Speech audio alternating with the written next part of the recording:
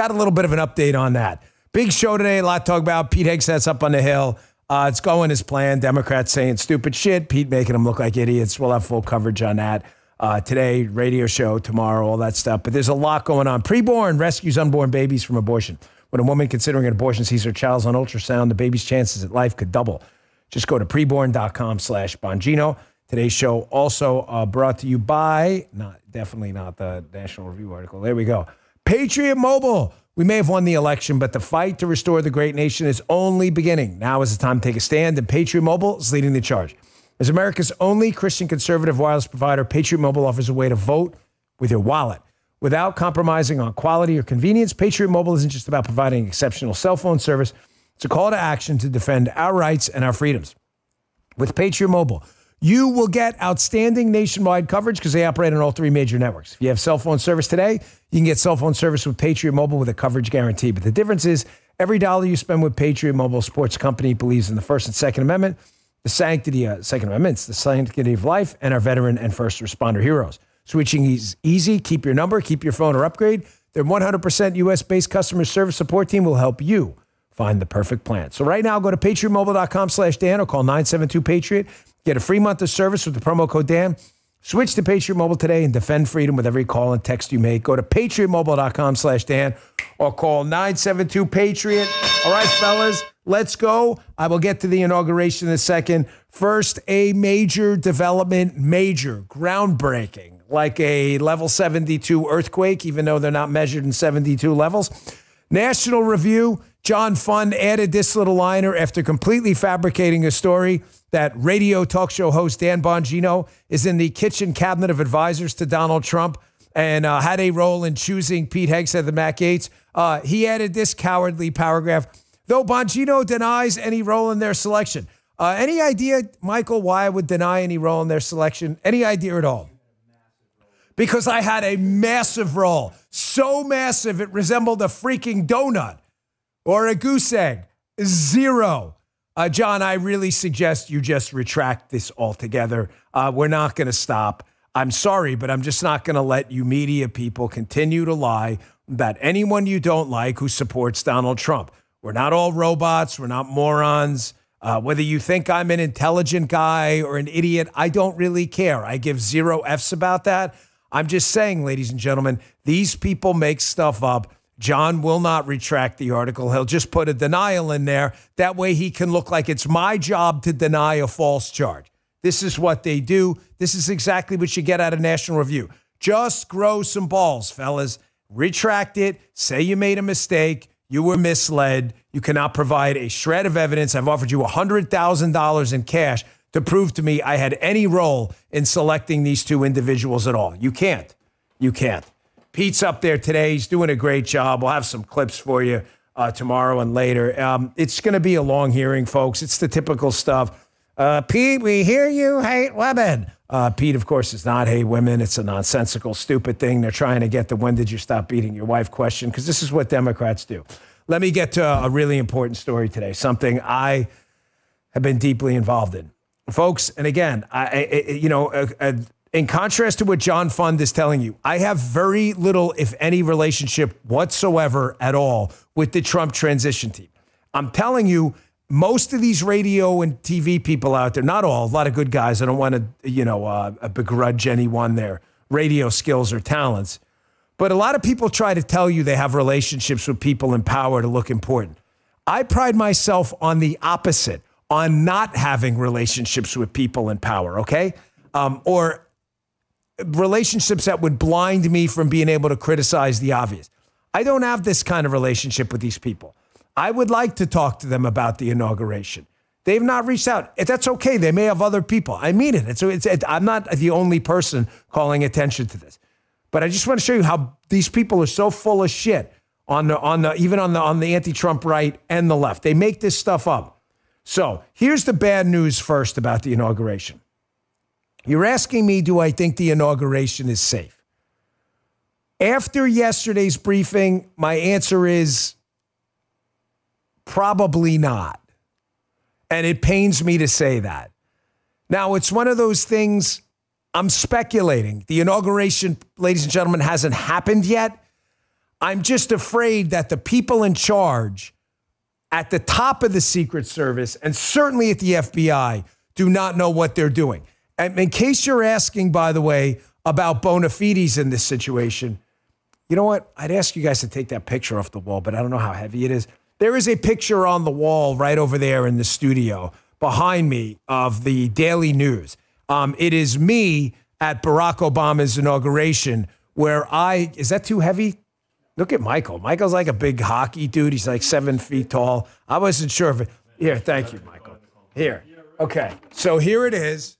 You can see me in the corner right there in the, is that me right there? No, the other side. Sorry, everything's backwards. Okay. That's me with my right hand. So thank you, Michael. I appreciate it. So there's the bona fides. That was the cover of the New York Daily News. My shoulders hurt now. That thing weighs 5 pounds. It looked like it weighed 50. Of course, Michael manhandles it. I'm like, proving my point that these are all show muscles that don't even work anymore. It's all for show. If you want to kick my ass, you probably could. But I was responsible for the section of the presidential inaugural route for Barack Obama's first inauguration. And I was specifically responsible for the most important section.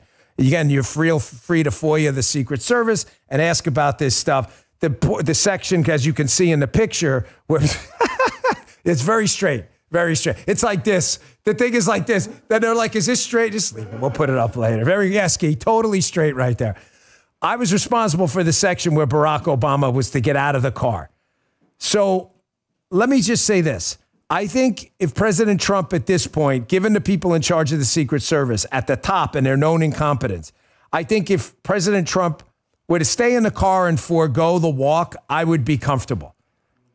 I have not been briefed in on the security plan. I wish I was. I would like to review it myself because I've done it before and I want to see what they're looking at. I know exactly what it's supposed to look like. Now, here's the bad news first, okay? I said I'd get to it. The FBI, who I don't trust as far as I could throw. The FBI, this is very short. This is a manager at the FBI, obviously responsible for a portion of the inaugural security. Here he is saying that they're not tracking any threats. Do you really believe that there are no threats to the inauguration? Are you insane? Whatever the FBI says these days, I tend to believe the opposite. Check this out.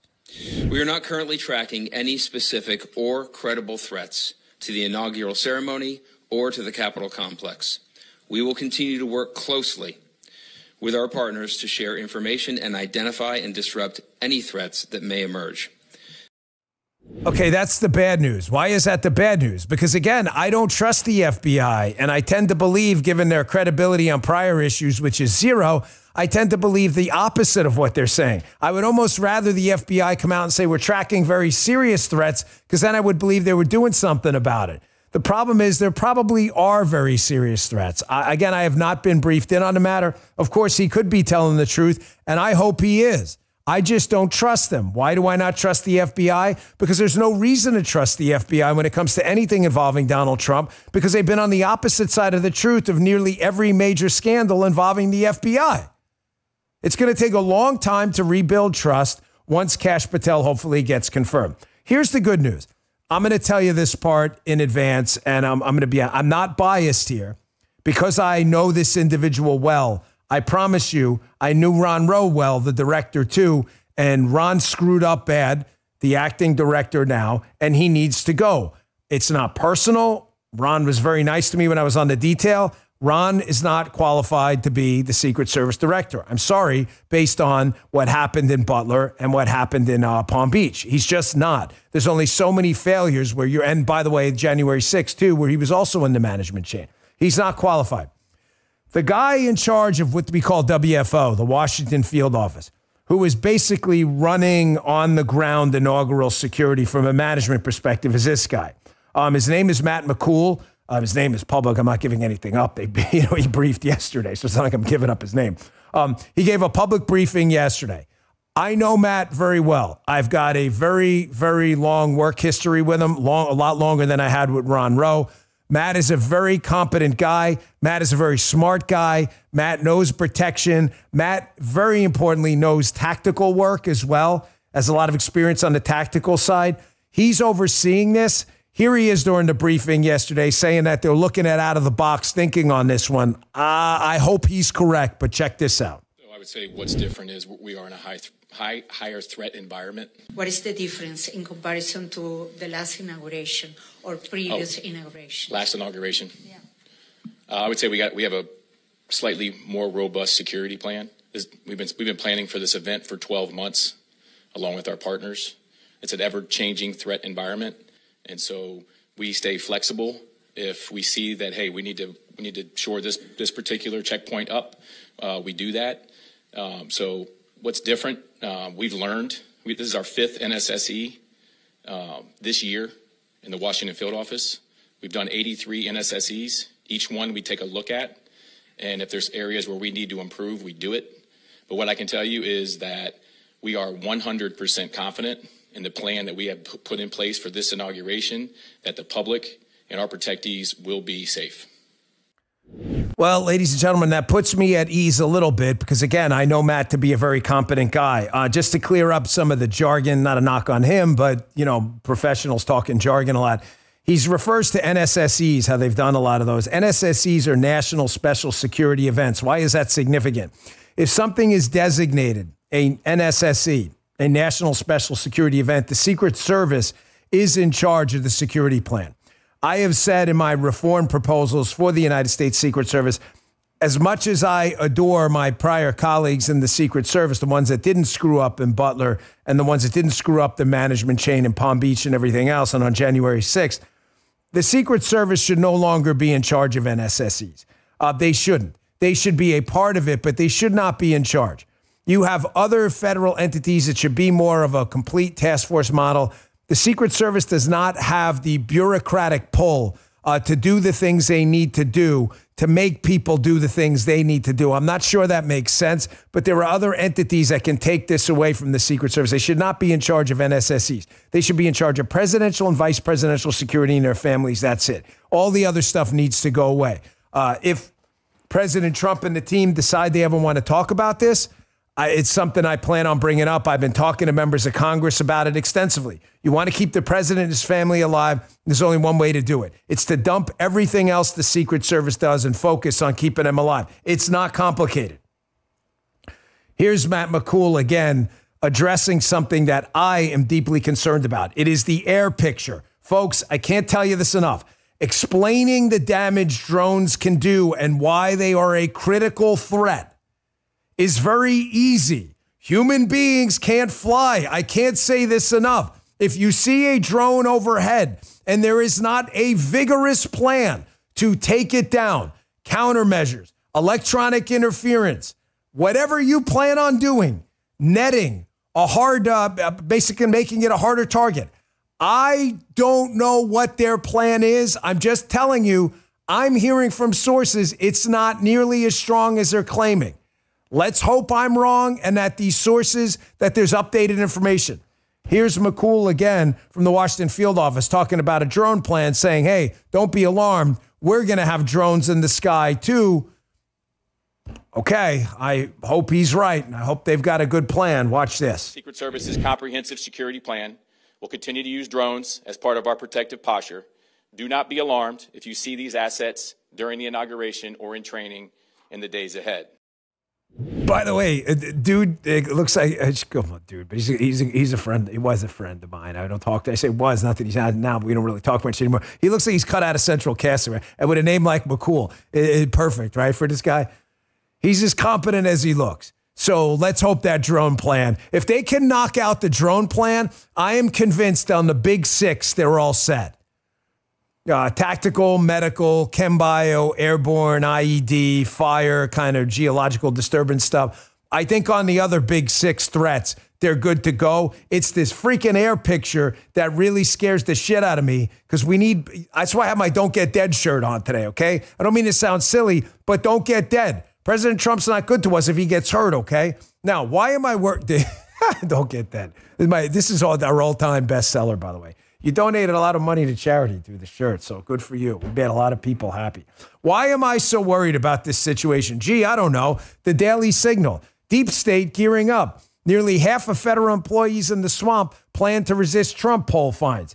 Half the federal employees. Now do you understand why I'm so worried when the FBI comes out and goes, oh, we're not investigating any threats. And then you've got at least upper management at the Secret Service telling you, screaming at people up on Capitol Hill like Roe and his deputies. Folks, if nearly half of federal employees are planning on resisting Donald Trump, then they're not planning on protecting Donald Trump. They're wasting time resisting. We've got a problem. Fixed by what thing? 3 words. Chat, let me hear it right now. What are the 3 words that are going to fix this thing? This will be a little test. Let's see who gets it first. Mr. McCool. Come on, someone come through in the clutch here. What is it? Roe must go. No, not fire them all. Who just said that? No, not resistance is futile. Soccer punches in Star Trek. You're fired as too. Where is it? There it is. Young Toe. Total personnel warfare. Followed immediately. We'll give Retro Whiskey a shout out too because it was just microseconds behind. Total personnel warfare. Young Toe. Yeah. Yes, Young Toe. Total personnel warfare. Ask your dumbass liberal media friends like, oh my gosh, is Donald Trump going to fire everyone? Point them to this Daily Signal article. No, he's going to fire the people committed to resisting Donald Trump, who's the people's choice for president. Because they're admitting their job is not serving the people, it's resisting Donald Trump. You can see the poll. There it is right there. Save the article. It's in the newsletter today, Bongino.com/newsletter. Send it to your jerkwad media liberal friends who go, oh my gosh, why would Donald Trump want to be firing people? Because they're not doing their jobs. They're doing the opposite of their jobs.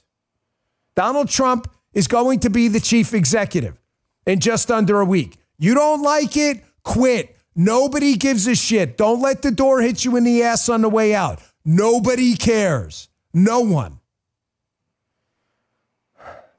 The problem with this whole thing, folks, and why I'm worried is, again, we've got people in power who hate Donald Trump. I have been told by multiple sources that the security picture on drones for the inauguration and moving forward is not good, that they have been warned about this repeatedly. Susan Crabtree, who's done some excellent reporting, has a tweet up talking again about Matt McCool, saying that drones are going to be part of the protective plan before and during the inauguration. I really hope that they've got this thing locked down, folks. Having drones up there is great. What are you going to do to counter drones, especially given that air picture around there? Now, I want you to notice here, too, Susan's reporting that they're going to have a TFR up, a temporary flight restriction. The FAA is going to put a TFR up for aircraft and drones around the capital region. Now, what's the problem with TFRs, temporary flight restrictions? Meaning you guys can't fly here. Ladies and gentlemen, the problem with TFRs is they're like 4-way stop signs. They're basically suggestions. If everybody doesn't agree to stop, you're going to get an accident, okay? That's the problem with TFRs. There are other things we can do to make sure planes and drones don't violate the TFR. I don't care to say them on this show because I don't want anyone to mitigate the problem. I hope you understand. However, I'm not sure we have the manpower for all of that. TFRs are like stop signs, 4-way stop signs. They're just suggestions. I'm saying this because I cannot verify this tweet, let me say in advance. I don't know anything about it. However, I know Marjorie Taylor Greene. I have no reason for her to believe she's lying about this at all. Marjorie Taylor Greene put out on her Twitter account yesterday, I just flew into DCA, obviously the airport right in the capital region there. Before landing, our pilot announced he had to fly in from another direction due to unauthorized drone activity over the White House. They just got done telling us they're all over the drone stuff. Is this accurate? Was it the pilot who got it wrong? I'm not drawing any hard conclusions. The pilot could have said something out of turn. Maybe he heard something wrong. I don't think Marjorie Taylor Greene's lying. I thought they fixed the drone problem. Now do you see why I'm worried? Your boy don't let you down. I don't want to see anything happen to anyone. Anyone. Remember, Democrat politicians are going to be in D.C. for inauguration too. It's not a partisan thing. By the way, remember how I told you yesterday that there is a real market for liars and scum in the media, and for articles like the John Fund article that just made up? And some people I think may have doubted me. No, there's no market for that. Oh, no, I promise you there is. I'll show you what I mean coming up in a second. Increased tariffs on our trade partners, tax cuts, and regulation changes. Learn why gold is a viable diversification tactic now more than ever. Birch Gold, BIRCH. The gold company I trust is releasing its ultimate guide for gold in the Trump era with a foreword by Donald Trump Jr. To get your free copy along with Birch Gold's free information kit on gold, text my name, Dan, to the number 989898. Here are the facts. The national debt continues to increase. Our interest payments on the national debt continue to increase too. Gold is still one of the best hedges against a weakened dollar. And Birch Gold is still the company I trust to help you convert an existing IRA or 401k into a tax-sheltered IRA in gold. So text Dan to 989890 for your free copy of the ultimate guide for gold in the Trump era. There's no obligation, only information. With an A+ rating from the Better Business Bureau and thousands of happy customers, you too can trust Birch Gold.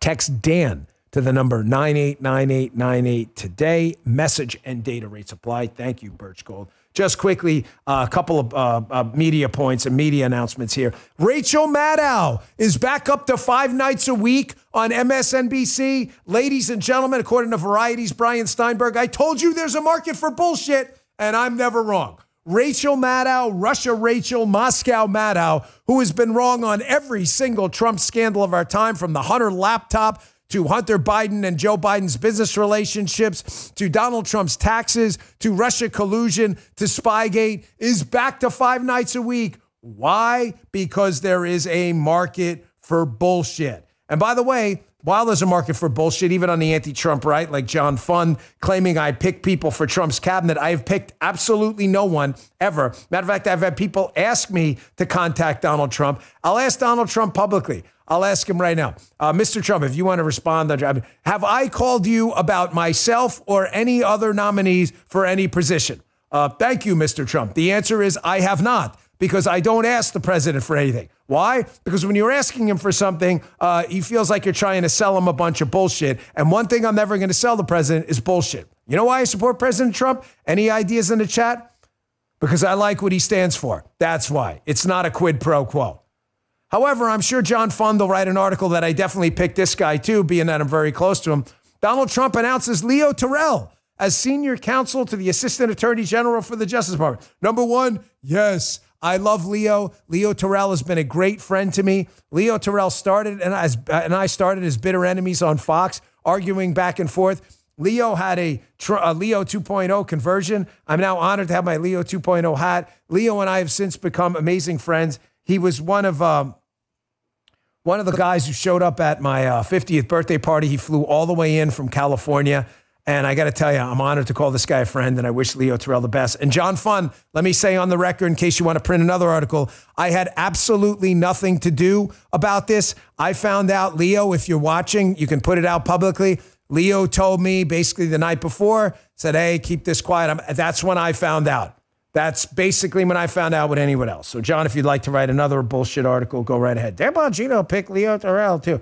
Totally insane nonsense. But there is a market for bullshit.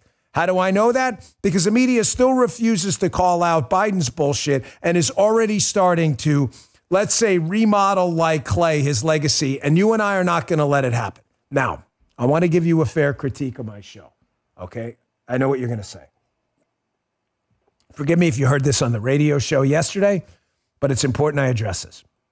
A fair critique you might want to lob at me right now is, Dan, why are we still covering Biden? He wasn't even the nominee and he lost. Okay, good question. Folks, because we are never going to dismantle the historical record of liberalism, socialism, and communism, because they're all flavors of the same ice cream, okay? We are never going to dismantle it and put this thing in 6 feet deep where it deserves to be, this deadly, ruthless ideology, if we don't accurately cover what people who enacted it, like Joe Biden, did to us. The media is already busy rewriting the history of Joe Biden. You're going to see going forward.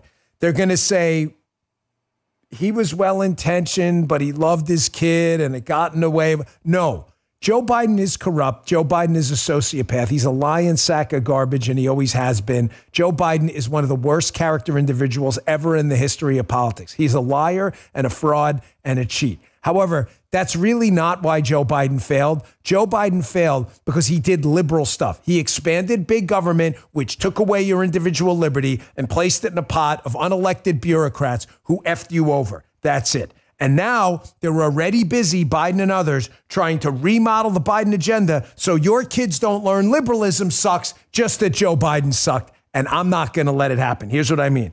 Here is Biden. Yes, is this Biden? No, it's Jake Sullivan first. Here's his national security advisor. Yesterday, tragically, hilariously claiming that America is stronger after Joe Biden left office. Really? Afghanistan, the debt, the wokeness in the military, recruitment problems. America is stronger? Well, Jake Sullivan says so. Check this out. And our adversaries and competitors are weaker across the board. Russia's weaker, Iran's weaker, China is weaker, and all the while we kept America out of war. So I think the American people are safer, and the country is better off than we were 4 years ago. The country's better off than we were 4 years ago. In what respect? The hundreds of thousands of criminals and terrorists and rapists and murderers and drug dealers and fentanyl traffickers and child sex traffickers in the country, the inflationary crisis that has debased our dollar, the lack of respect for us and our military overseas, the October 7th terror attack, the invasion of Ukraine, the saber rattling across the strait in Taiwan. Where exactly are we stronger? I'd like to hear that. Do not let them remodel like Play-Doh what Joe Biden and his liberalism did to this country. Your kids are going to fall prey to this bullshit again. Why do we keep fighting the same fight over and over again? I've said to you over and over, communism, socialism, and liberalism have a 100% success record. They do? Yes, of failing every single time. The media does this every time. They start to remold it to make the problems not about the ideology, but the person. Here's Biden yesterday, regurgitating this sick, deranged message that somehow America is stronger. Do not let it happen. It is important that even though he's gone and Kamala Harris lost resoundingly, that we highlight to our kids and others exactly what they did and why this ideology will destroy us in the end. Check this out. Compared to 4 years ago, America is stronger. Our alliances are stronger. Our adversaries and competitors are weaker. We have not gone to war to make these things happen. During my presidency, I've increased America's power at every dimension. We've increased our diplomatic power. Okay, none of that's true. We have no diplomatic power anymore. We will when Donald Trump gets in office. Joe Biden tried to force Israel into a shitty deal that would have gotten Israel wiped off the face of the earth. Thankfully, they didn't listen. Did a ton of damage to enemies of them and enemies of the United States. The Russians, unfortunately, did listen to Donald Trump when he suggested in a press conference, like an asshole, that it would be okay if Putin engaged in a small invasion and there really wouldn't be many consequences from it. And what did he do? He then invaded Ukraine. But it's not just that. He's going to try to rewrite history and lie to people over and over and over again about his record on everything from geopolitics to the border. We can't let it happen. Open borders are part of the liberal communist socialist ideology. Why? Because they believe demographics will save them from their failure to produce for American citizens. They talk about it all the time, demographic destiny.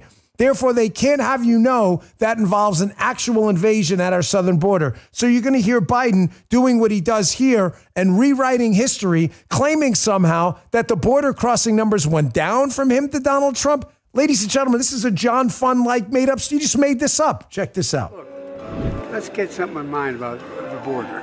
When I became president, the numbers came way down, number one. Number two, we had a circumstance where I pushed very hard for a bipartisan agreement to put more people on the border, more Secret Service agents. And guess what? He's on the phone saying, don't do it. Don't do it. Make me look bad. The border numbers went down? And what the hell's he talking about? The Secret Service at the border? Can this guy get his head out of a freaking bowl of oatmeal for once? I mean, my gosh, can you speak in a coherent sentence? Try some Adderall or something. Get your brain clear, man. What is he doing at night? Drinking? Is this guy on a hangover all the time? Even with this cognitive disorder, just speak in a coherent sentence once in a while. The Secret Service has nothing to do with the border.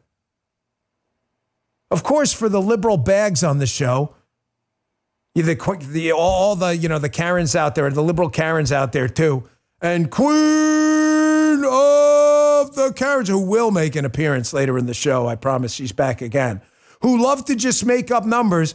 I went to your favorite buddies at the Washington Post, so you can't accuse me of political bias. They got the numbers from Biden's, if you look at the bottom, Department of Homeland Security. Illegal crossings at U.S.-Mexico border. according to the left-wing communist Washington Post. Quote, illegal crossings reached an all-time high of 2.2 million in 2022. Barely ever crossing a million ever under Donald Trump. Holy shit, Dan. Joe Biden's making that up just like Johnny Fund. Yes, he is, because that's what they do. They make it up. Do not let them rewrite the history of Joe Biden, or your kids will be voting for this stuff again under the confused narrative that it was about Joe Biden and not about what Joe Biden's ideological ideas were. Where that's the problem. Yeah, but Joe Biden's corrupt. We know that. Every politician's corrupt. But liberalism is deadly. They do this all the time.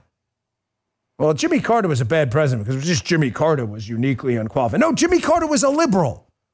David Dinkins, the mayor of New York, was just a terrible mayor. Otherwise, no, David Dinkins was a liberal. They do this all the time.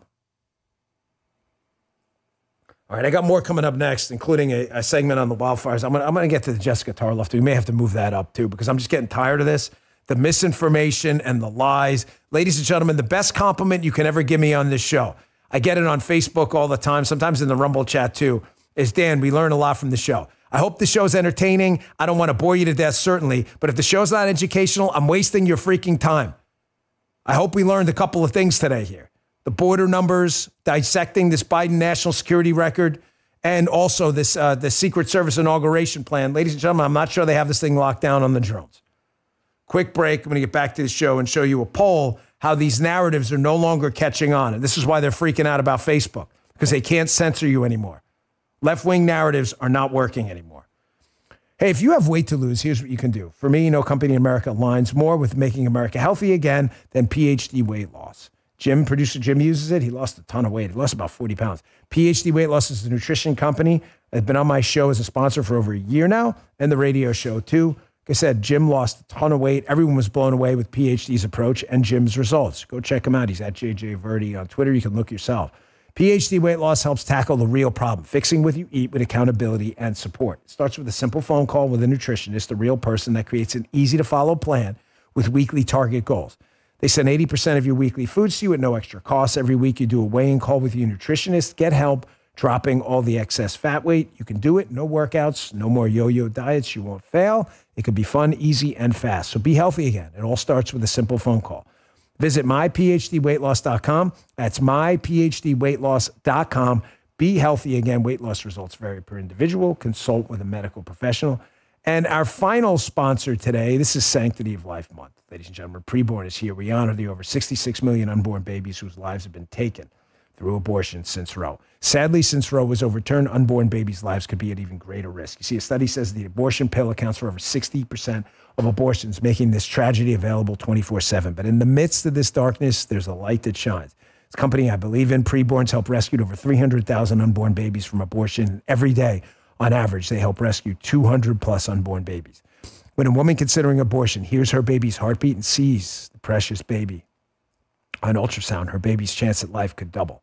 Preborn shares free heartbeats and God's love for mother and child, and they need our help. For just $28, the cost of a dinner, you could sponsor an ultrasound to introduce a mother to a baby for the first time. 100% of your donation will go towards saving unborn babies. Please help. Just dial pound 250 and say the keyword baby, or donate securely at preborn.com/Bongino. It's a great charity. That's preborn.com/Bongino. As you can tell, it means a lot to me, saving the unborn, folks. Preborn.com/Bongino. Check it out.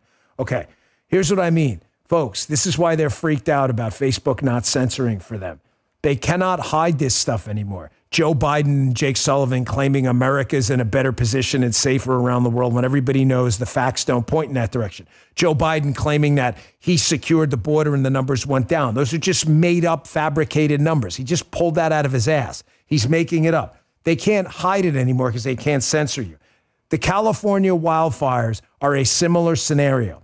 What's driving them crazy is people are getting destroyed. Their lives are being destroyed. People have died. I think it's 24 plus people right now have died in these tragic fires. They've lost everything. They've been wiped out. You've had entire towns wiped out. You have one of the world's most powerful cities burning right now. And this multi-trillion-dollar over decades government that has known about this problem since the inception of the California territories hasn't done shit to solve it. You are paying this government with 50% of your money, if not more, in California, and they effed you over, and that's a fact. So what do? You know what? Play this Harry Anton clip from CNN and get that Wall Street Journal article up next. I want to show you. They've got a new bullshit narrative about this because they cannot, just like I told you, they'll blame Biden and not liberalism. They cannot, the media, cover this fairly and say, government sucks. We have to reform it. It's not doing its job. So what do? They blame it on climate change. That's the bad news. The good news, even CNN's pollster admits, this shit ain't working. Nobody's buying it anymore. Check this out. I don't think Americans are making this connection. And the way we can see this in right here and now, take a look at the monthly change in Google searches. Look at the searches for wildfire, up 2,400%. My goodness gracious. This is the most amount of people searching for wildfires ever, going back since Google Trends began back in 2004. But look at climate change. Look at the change. It doesn't go hand in hand with wildfires. It's actually down. It's down 9%. And I also looked in California. There has been no increase in the number of searches for climate change. So the bottom line is this. Americans are definitely interested in learning about these wildfires. They're interested in following the news about the wildfires, but they are not making that connection with climate change. That's the bottom line. They're not making the connection with climate change because it's bullshit. Even if there were a connection with climate change, you still look like jerkwads out in California because you have a freaking supermajority in government where Republicans have no statewide office or power at all to stop you. And even if the climate was changing, what, you just ignored it and let the place burn down? There is no scenario by which this is excusable. Except if you're a big government freaking apologist like the Queen of the Karens. First, I want to show you this Wall Street Journal article. Get ready. Get ready. They've got a new narrative. What is it called in this article? Hydrologic shock or something is their new thing. Basically, the liberals' new narrative is, wow, these wet and dry seasons are causing a problem in California because it rains a lot one year, vegetation grows, then it dries out, and there's fires. As if this hasn't been an issue like forever. Wall Street Journal, California's wildfire climate excuse. So they're saying now climate change explains wet and dry seasons. So it's wet, it's climate change. It's dry, it's climate change. It's in between, it's climate change. Everything's climate change to these assholes. Which follows, they note, the progressive line that climate change is responsible for every natural disaster except for perhaps earthquakes. Believe me, that's coming too. In today's climate orthodoxy, bad weather is always man-made, except when you look at the actual data. Here's the educational part of the edutainment portion of the show, okay? Here's an actual chart. The source is the freaking state of California, in case you want to blame Ron DeSantis or some Republican governor. You look at California's annual precipitation since 1900, and it looks pretty consistent. Before the Industrial Revolution. So they're just making it up. They're just making it up. Just like John Fund and just like Biden on the border. Hydroclimate whiplash. Thank you, guys. I should have put that in the show. That's what they're calling it.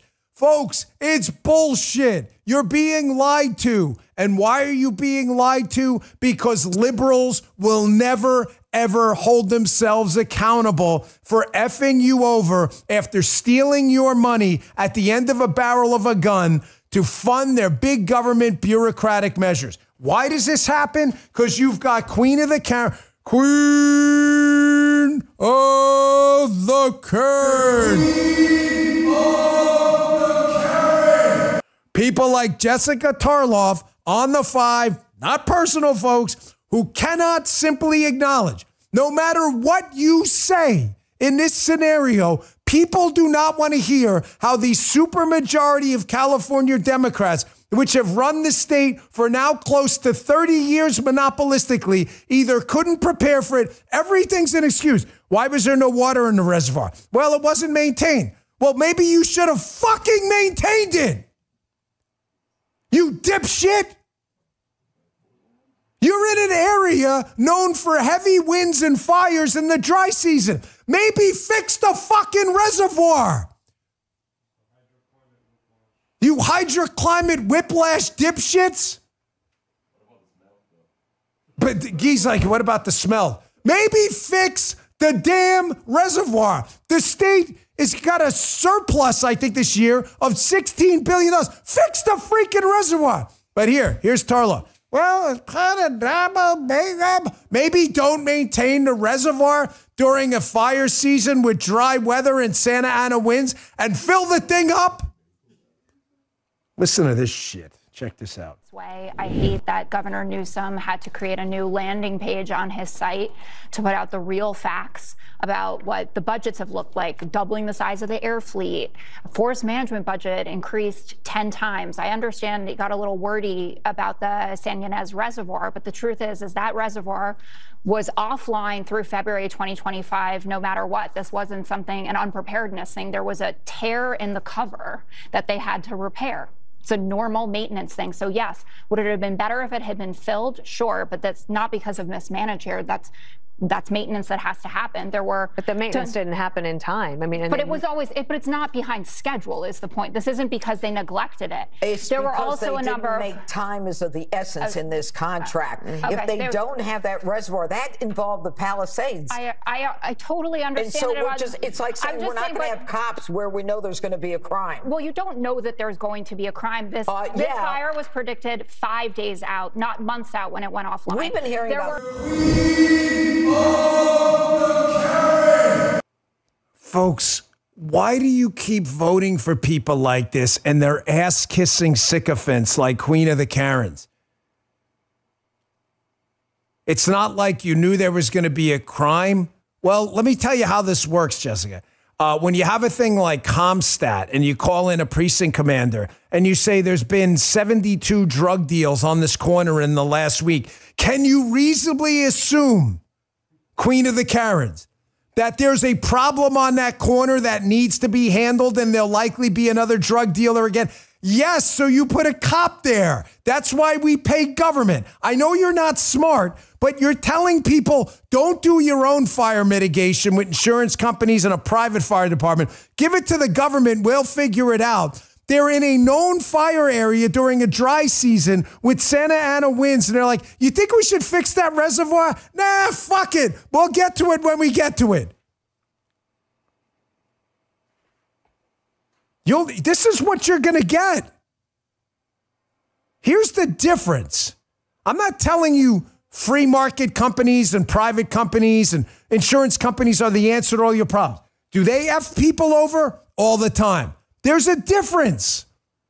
You can fire them. Once you elect a government, you're stuck with them. That's it. You can't get away from them.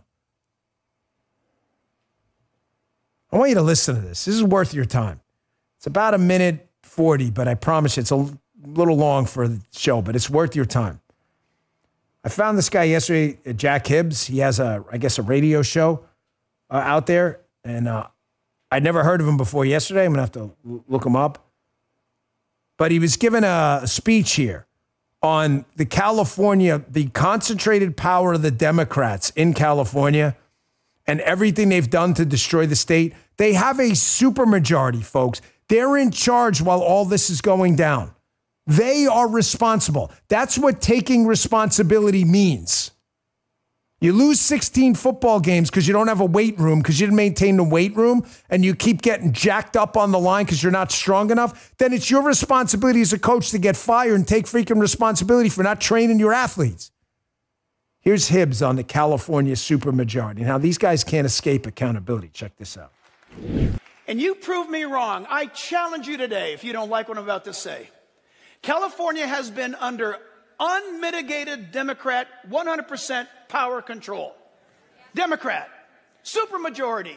What does that mean, supermajority? It means nobody can oppose their decision making. And now you've got it. You've got a situation where a catastrophe came and the billions of dollars that you and I gave was diverted to other woke, stupid Democrat projects. That's not hyperbole. It is a fact. You don't like it, change your party.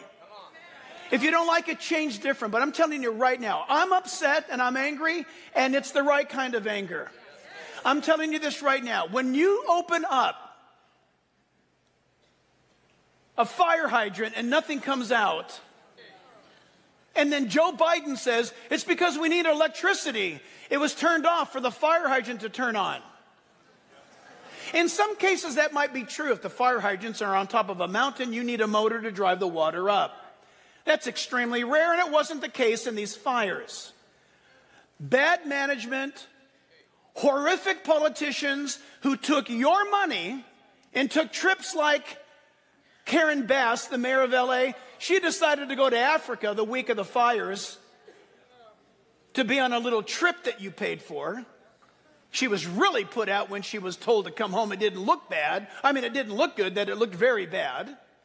You've got Gavin Newsom flying down here and then at a command center laughing it up with some people, and it's caught on tape, while he spends 9 point so many millions of probably your dollars to buy himself a new house.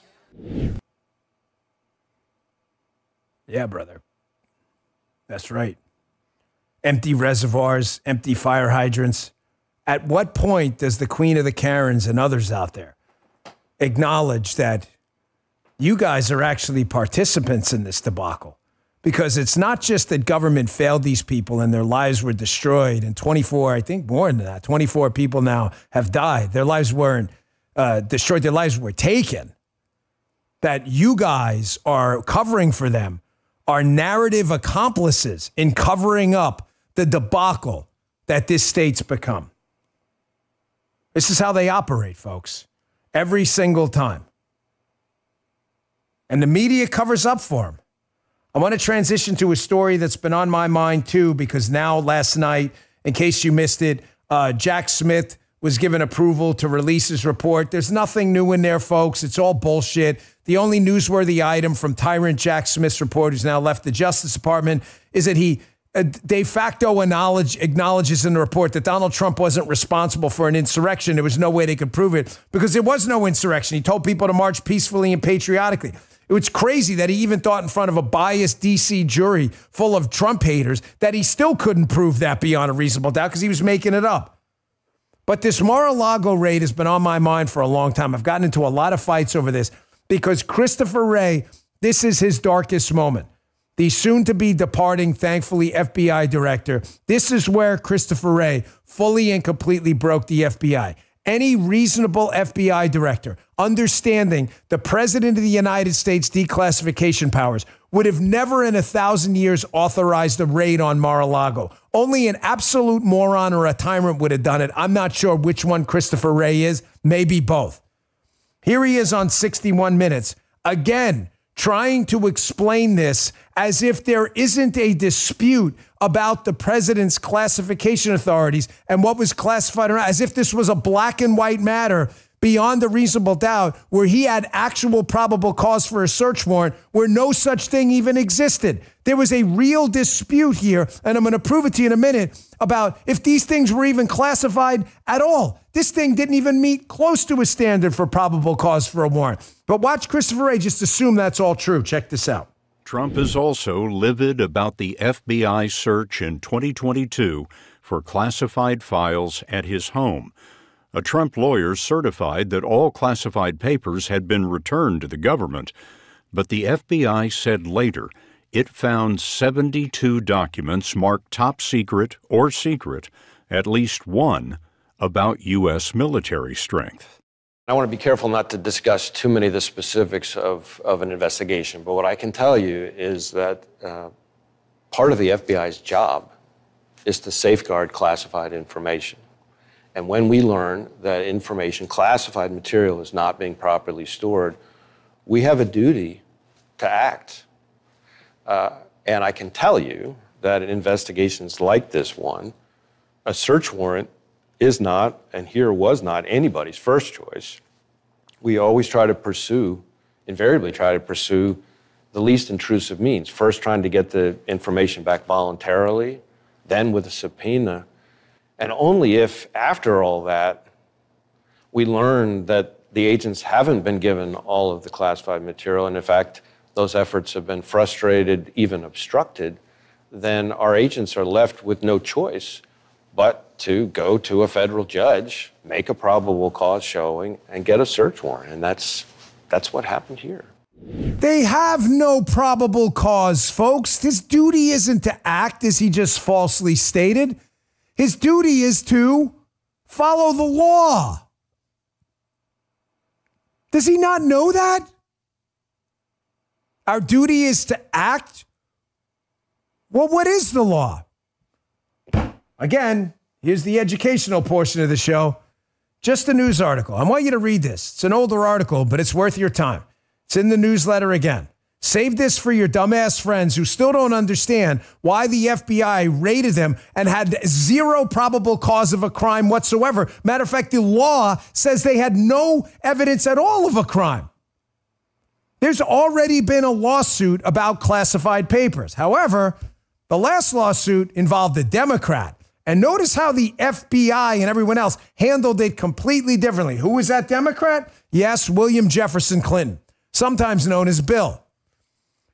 And the ruling from Amy Berman Jackson, Bill Clinton had some papers in a sock drawer, was that under the statutory scheme established by the Presidential Records Act, the decision to segregate personal materials from presidential records, listen to this, is made by the president during the president's term and in his sole discretion.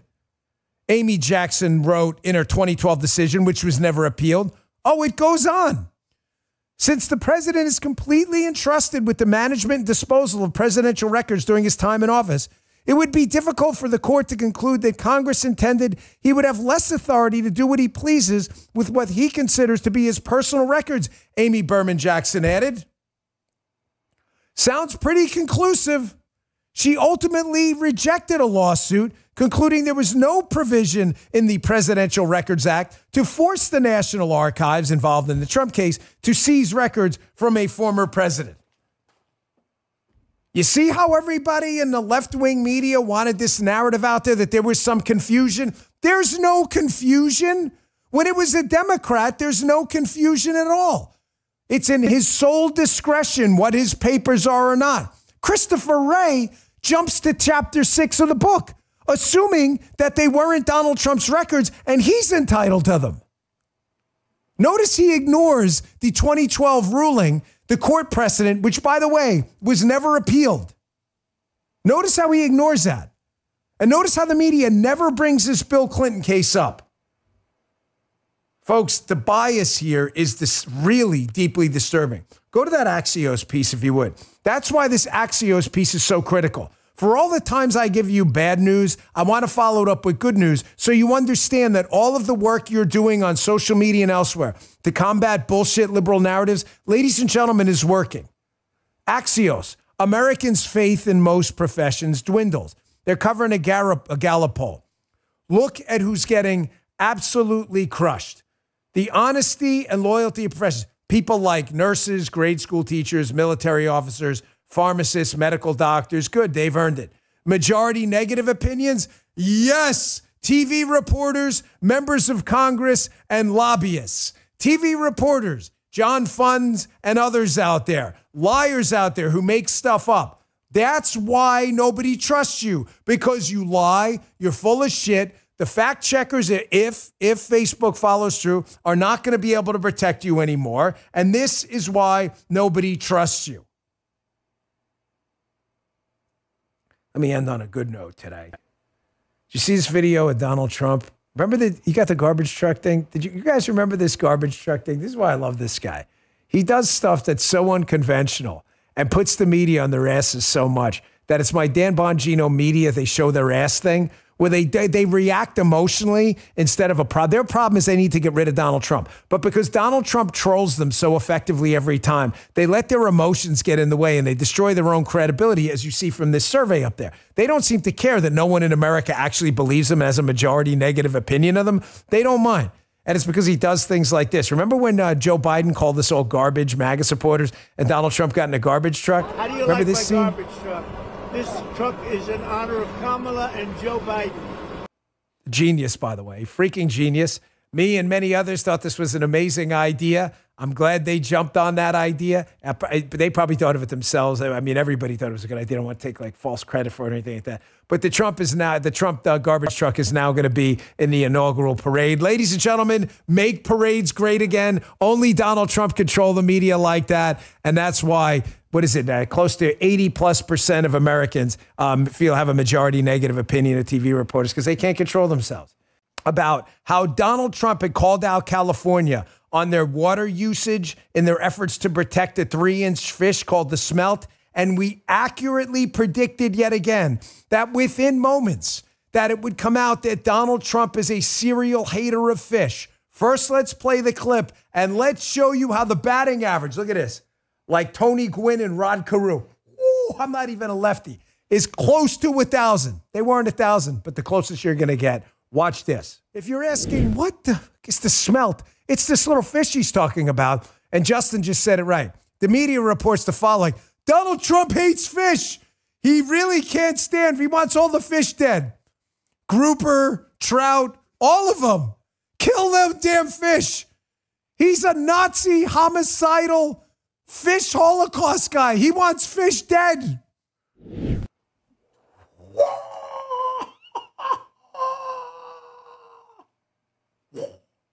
Sidekick, roundhouse, rear naked choke, triangle choke, armbar. Now we're at the jiu-jitsu too, not just karate, man. Vox, the next day. If you're curious if this is the media imbecile of the day, it would be, but today there's a bigger imbecile. Benji Jones from Vox with a V, not Fox with an F. Left-wing Vox. Why does Trump hate this tiny fish so much? It happened again. It happened again. Folks in the chat, do we not? All right, let's get to some serious stuff because this was the easiest prediction in the world that they were going to predict Trump as a serial hater of fish. Wants to wipe out all fish now. So I wake up this morning and I have to cover some serious stuff about the FBI. And I warned National Review about an hour ago, come get your boy here, Johnny Fund. They didn't listen. I will wait for an update to this article. And just so you know, National Review, I'm not planning on suing you for this or anything like that. It's just, you guys are just assholes. But this is obviously a lie and a made-up story. But there's a point here, folks. I know it's hard for many of you to believe. Well, maybe not you in my chat. You guys are smart. But there are some people who are maybe new to the show, who are some liberals who are tuning in to hear, crazy Dan Bongino and how he's right all the time. And they just don't believe it. I've tried to tell people for a long time that the media, both right-wing anti-Trump lunatics and left-wingers, I'm telling you they make stuff up. I know this is hard for you to believe because you're like, wait, there's like defamation law and supposed to be some kind of journalistic integrity and standards. When they write something, they're supposed to back it up with some data or some appropriate sourcing, double verified and checked. And if not, just say you're speculating. They don't do that. I'm telling you, they make stuff up. And it is not just the left. This is why I hate when people are, Dan Bongino, right wing. I'm right wing nothing. I am a conservatarian. When people on the right side of the aisle say dumb shit, I call them out too. I read this article someone sends to me this morning, and they're like, wow, I didn't know you had this much power. Michael just said it to me too. He's like, Dan, you're so powerful. You got Pete Hegseth and Matt Gaetz appointed and selected for these positions in Trump's cabinet. I was like, I did? Holy shit, that's crazy. So he sends me this article by John Fund at National Review. If you guys have any integrity, including John Fund, I'll expect an apology and a revision. And I'm going to make an offer to John Fund at the end of this, okay? Oh, thank you. Found my tweet. National Review. Come get your boy Johnny Fund before I destroy him on my show at 11. Clock's ticking. I have not seen an update. If you guys want to pull this article, I'd love to see it. The article is called Pete Hegseth is a Walking Dead nominee. And it goes into how Susie Wiles, who is now Donald Trump's chief of staff, who I barely know. I've said I don't like or dislike. I don't know her, okay? I met her at a fundraiser. I paid to get it. I did not ask for any benefits. I want to support Donald Trump because I'm not a hypocrite. I said hello to her. She was very nice and kind to me. I have no beef with Susie Wiles at all. She ran a great campaign. They won. She's now the chief of staff. John Funn writes that Susie Wiles is now his incoming chief of staff, helped pilot Trump through an electoral effort that was a model of discipline. But she made a mistake once the election was over, Funn notes. She took a few days off. Within that week, Trump, urged in Susie Wiles' absence by such kitchen cabinet advisors as his son, Don Jr., Tucker Carlson, and radio talk show host Dan Bongino, had chosen Matt Gaetz as his nominee for Attorney General and Fox News host Pete Hegseth as his nominee for Secretary of Defense. Ladies and gentlemen, John Funn is a fucking liar. He is making this story up. I had absolutely nothing to do with this whatsoever. Guys, all of you right now, everybody listen up. Justin, take your headphones off, okay? When Pete Hegseth was chosen as Secretary of Defense and I came in the next day, do you remember the story I told you? I was sitting there. I was watching Fox News. I think it was Laura Ingram's show. And I was as shocked as anyone else about Pete Hegseth. I had no idea about Pete Hegseth. Matt Gaetz, he knows something I don't. If he picked him, fine. Matt Gaetz didn't work out. This is a totally 100% made up story. So Bongino Army, we are the most powerful talk show, radio show, digital broadcast, podcast, anywhere out there, bar none. There isn't even a close second. Show John Funn what we're made of. Be cool, be respectful, but tweet to John Funn and NRO. And here's the deal. You guys cool with this deal? By the way, they all said they'll take a cut in their salary to finance this. Wait, John, Justin's like, I didn't say that shit. I'll pay for it myself. This is a serious offer. This is not a joke to John Funn. I made the same offer to Philip Bump at the Washington Post. He never collected his money. This is easy money. $100,000 in cash. I'm not kidding. I am as serious as a freaking heart attack. In cash, I will even buy the suitcase. You got to take care of it with the IRS, declare it as income. I don't care. I'm telling you, I will give you $100,000 in cash. I usually go, oh, we'll give it to a charity. You do what you want with it. I don't care if you spend it, burn it, give it a charity. I will give you $100,000 in cash if you can prove to me or anyone else or provide a shred of evidence that I was involved in the selection of Matt Gaetz or Pete Hegseth for Secretary of Defense and Attorney General. Easiest money you'll ever make. If they haven't changed it yet, so this is right off the website right now. I will offer John Funn $100,000 in cash. I am absolutely not kidding. Provide proof to me publicly and anyone else that I had something to do with this quote line right here. Within that week, urged in Susie Wiles' absence by a kitchen cabinet, that I was his advisor and I was involved in, quote, the choosing of Matt Gaetz and Pete Hegseth. Easy money, folks.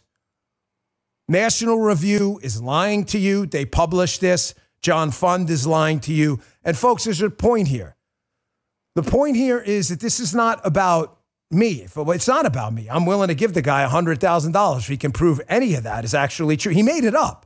The story's just fabricated because he's an angry, bitter piece of shit who just makes up stories because he doesn't like me or Tucker or Don Jr. The point is, be careful who you trust. I'm your friend, right? I hope you're here watching. I hope you trust me. I'm willing to put my own money, and I am dead serious. That's a lot of money, $100,000 in cash. I'll give it to him. No questions asked if he can prove that's true, that I was involved in the choosing of either of these two people. You know how many conversations I had with the Trump team about picking Matt Gaetz or Pete Hegseth? 0. That's not a heart. My wife does this when she comes home in the morning through the truck. She goes, when she goes, that's not that. That's a 0. 0. You know when I found out about this? When Fox News reported it. Folks, you cannot trust anyone. This leads to my next story, a more important story.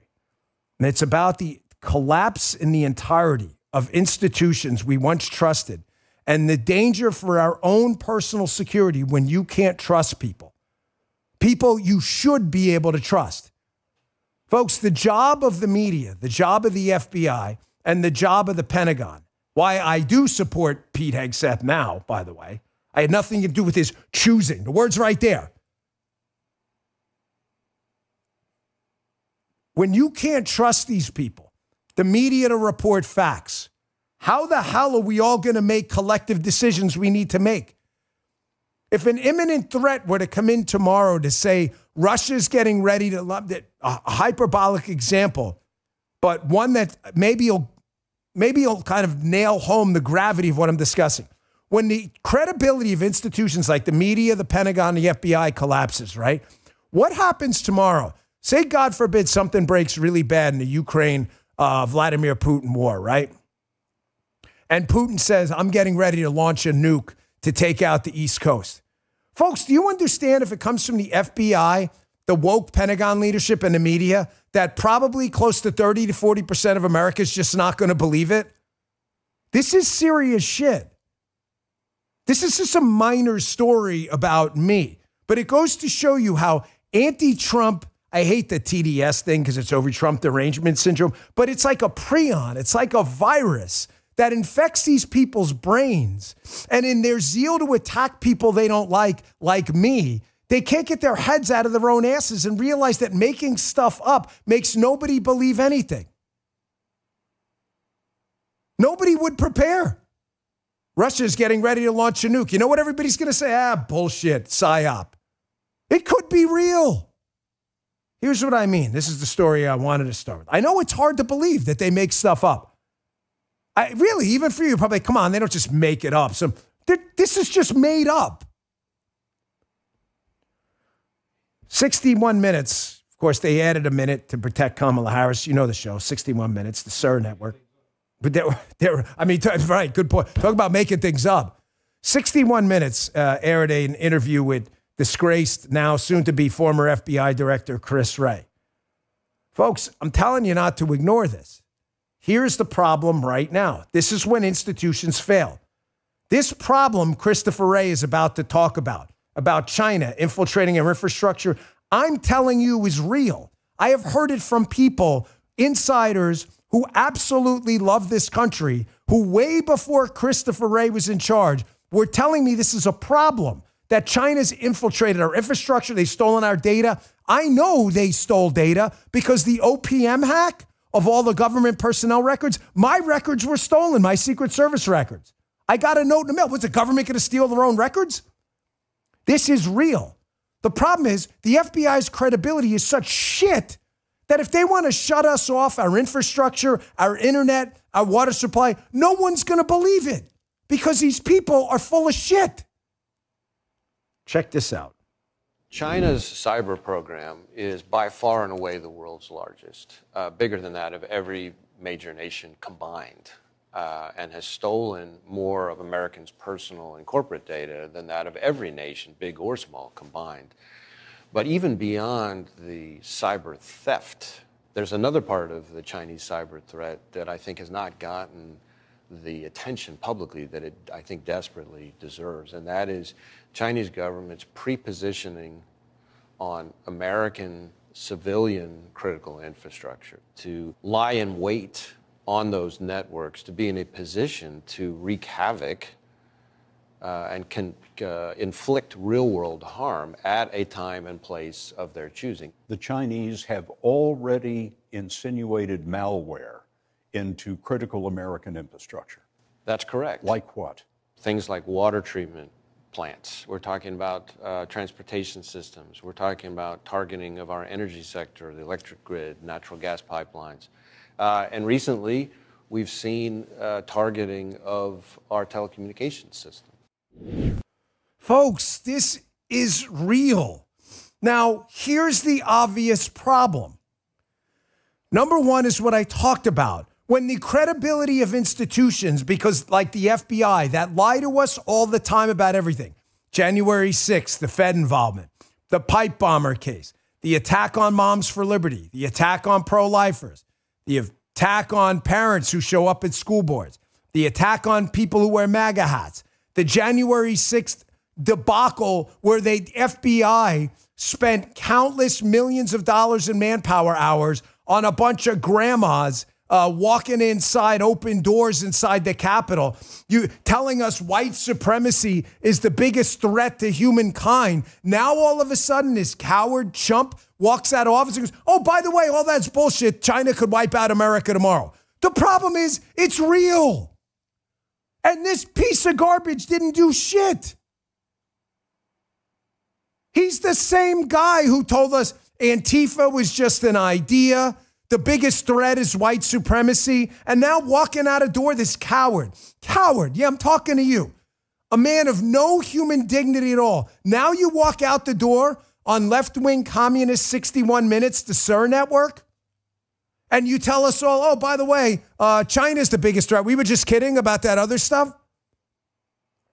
Folks, nobody's going to believe these people. There is a concept in economics you need to understand called opportunity cost.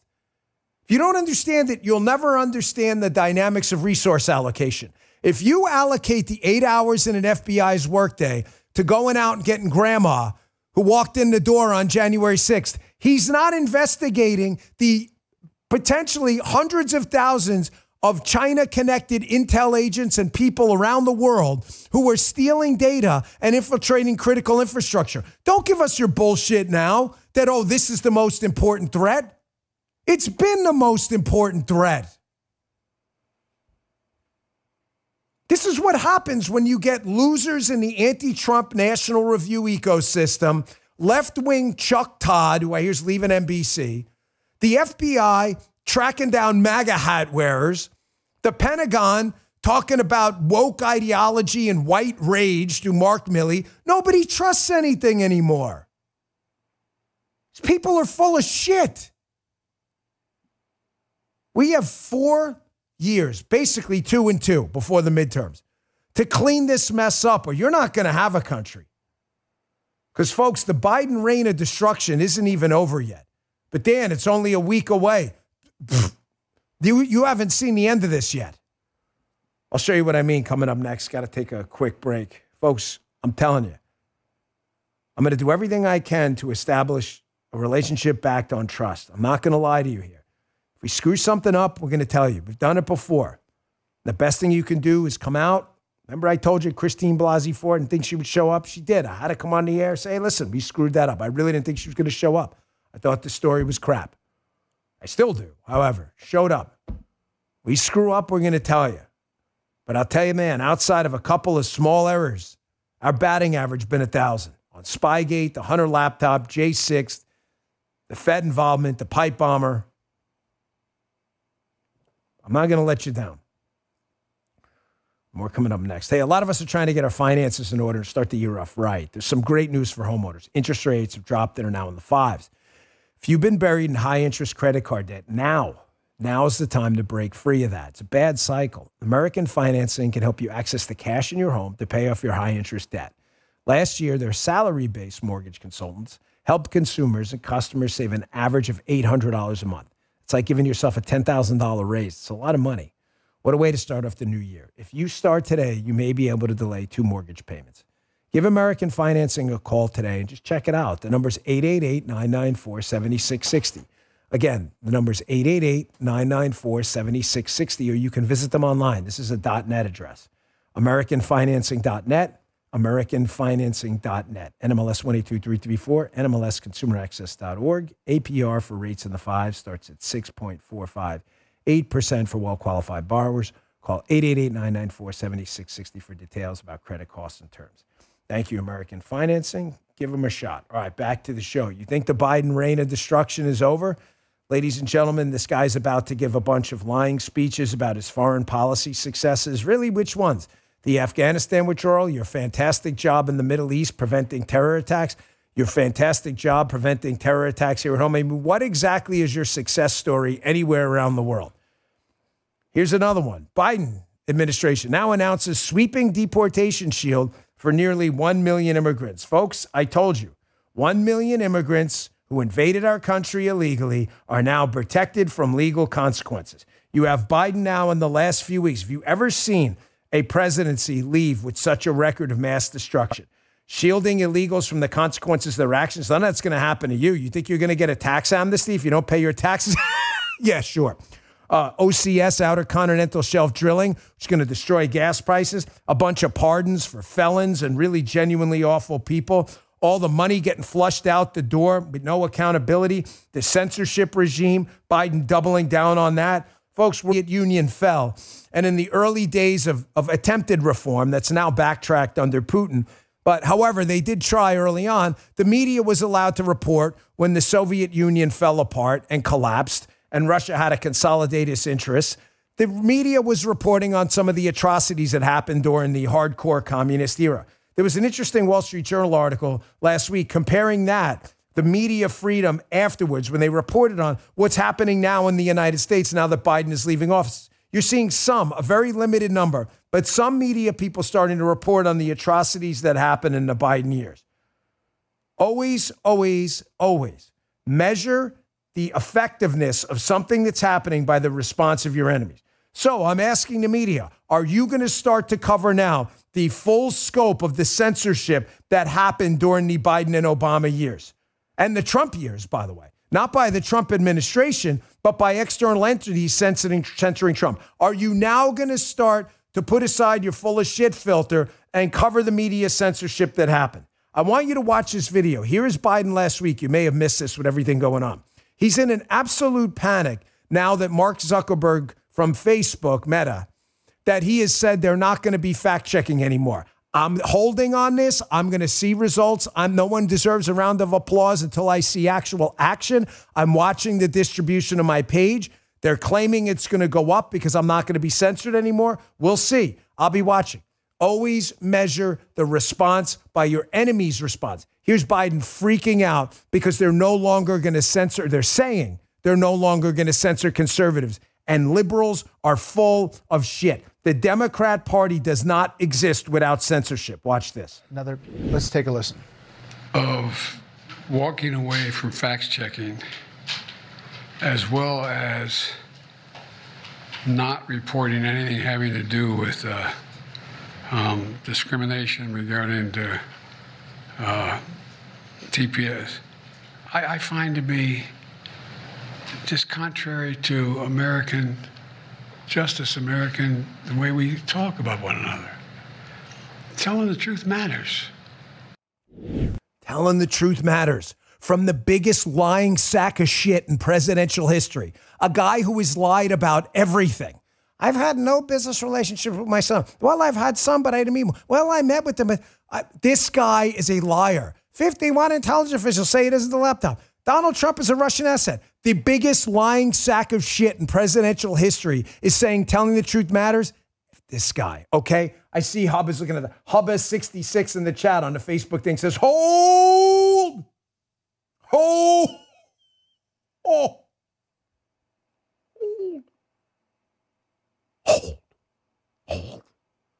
Hold is right.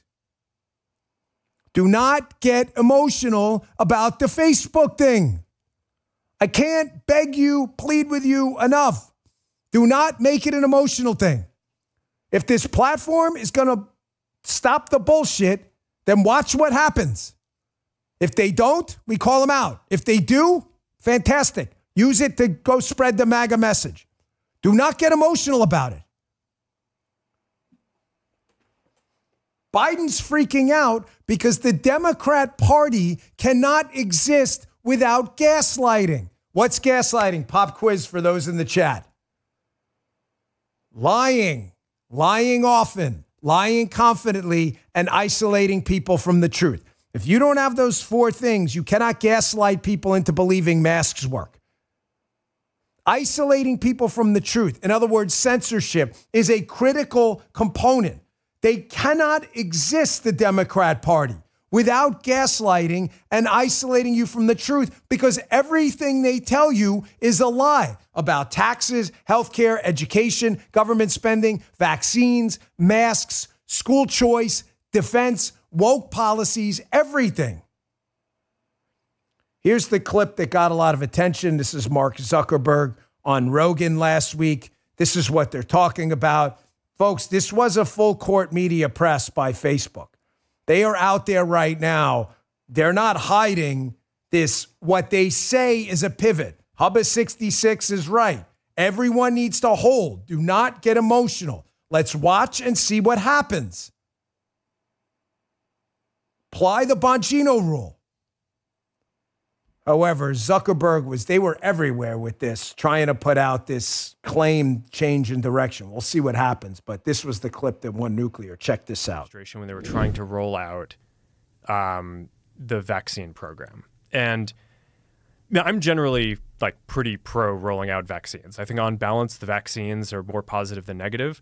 But I think that while they're trying to push that program, they also tried to censor anyone who is basically arguing against it. And they pushed us super hard to take down things that were true, right? I mean, they basically pushed us and said, anything that says that vaccines might have side effects, you basically need to take down. And I was just like, well, we're not going to do that.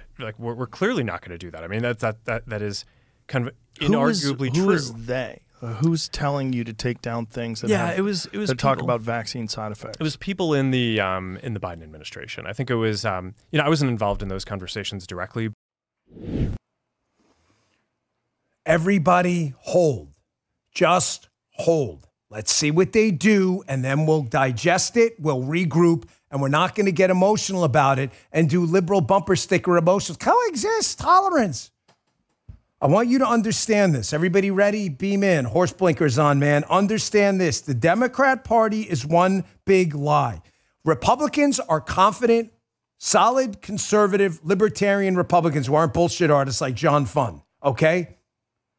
Are absolutely confident that what they're telling you is an accurate representation of how human beings should govern themselves.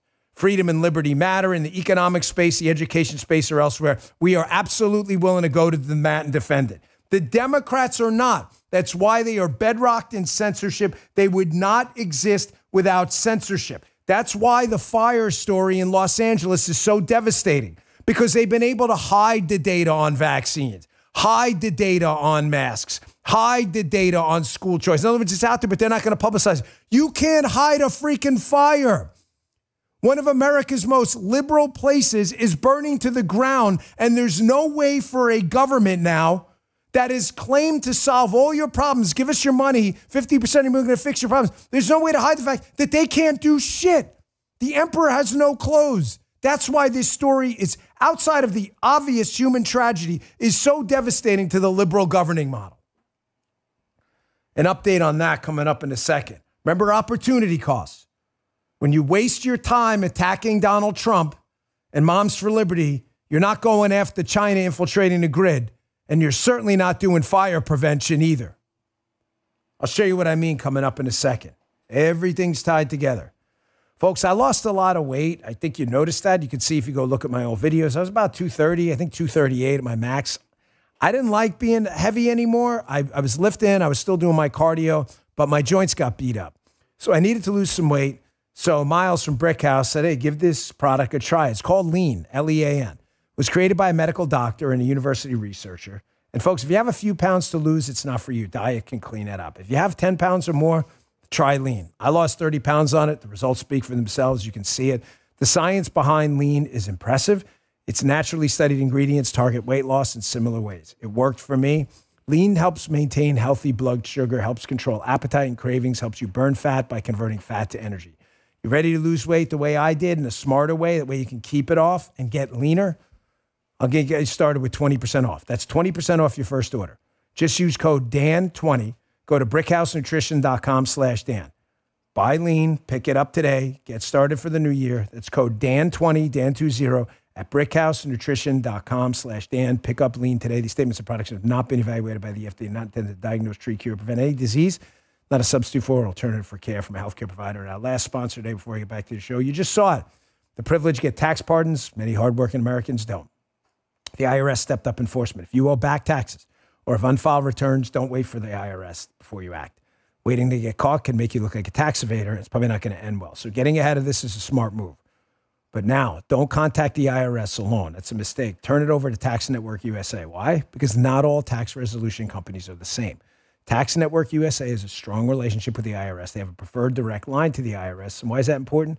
They know the agents to deal with and who to avoid. And third, their genius strategies are designed to help quickly settle your tax problems in your favor, whether you owe $10,000 or $10 million. Their attorneys and negotiators have resolved over $1 billion in tax debt. I trust Tax Network USA. Call and talk with one of the strategists. It's free. Stop looking over your shoulder and put your IRS troubles behind you today. Call 1-800-958-1000. That's 1-800-958-1000. Or visit tnusa.com/Dan. That's tnusa.com/Dan. Check them out today. All right. Again, please understand this. Beam in, look me straight in the eye. The Democrat Party is built entirely on a bedrock of lies covered up by the gaslighting media and the anti-Trump right. That they're both involved in the same effort. They would not exist. Here's why the story is so devastating. I want you to watch this first. This is a news report out of the West Coast, out of California. The California legislature is watching the primary economic engine of its state, Los Angeles, and this economic powerhouse, which it is, burned to the ground. And what are these left-wing dipshits up to? Reinforcing their state for their anti-Trump agenda moving forward. I wish I was kidding, ladies and gentlemen. I'm not. Watch this. Morning, members. Despite several empty seats in the chamber because of the LA wildfires, the Democratic State Assembly gaveled into its special legislative session to prepare for incoming President Donald Trump. I'd ask that you keep in mind Governor Newsom called the special session shortly after the election. As fires raged in Southern California, state lawmakers still prioritized their anti-Trump work. They established a committee and set a hearing for the legislation that sets aside $25 million to prepare for legal battles with the incoming administration. I'm here to address this. Democratic Assembly Speaker Robert Rivas didn't want to talk about it afterward. Here's more of California Democrat liberal communist Speaker Robert Rivas.